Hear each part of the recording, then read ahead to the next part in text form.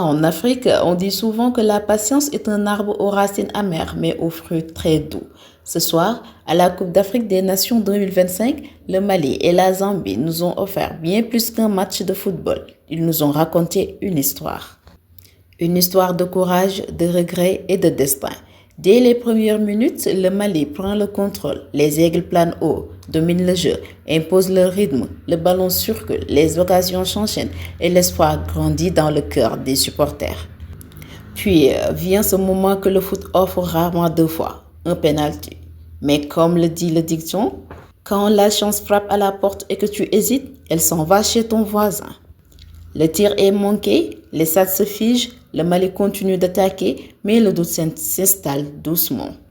En face, la Zambie souffre mais ne rompt pas, car celui qui sait encaisser la tempête a respecté le vent.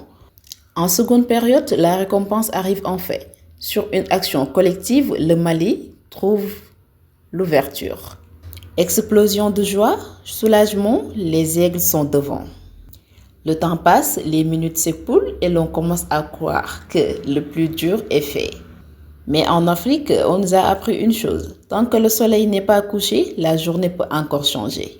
Dans les derniers instants du match, la Zambie jette ses dernières forces. Chaque ballon devient une bataille. Chaque centre, un espoir. Et dans le temps additionnel, le destin frappe. Un centre, une tête, un but.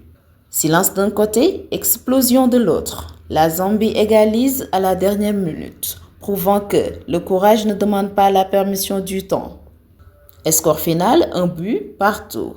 Un match nul au tableau d'affichage, mais une leçon gravée dans les mémoires. Des regrets pour le Mali qui apprend que dominer n'est pas gagner. Un miracle pour la Zambie qui rappelle que celui qui refuse d'abandonner finit toujours par être entendu. À la CAN 2025, le football a encore parlé la langue de l'Afrique. Passion, fierté et vérité. Car ici, le ballon ne trahit jamais l'histoire, il la raconte.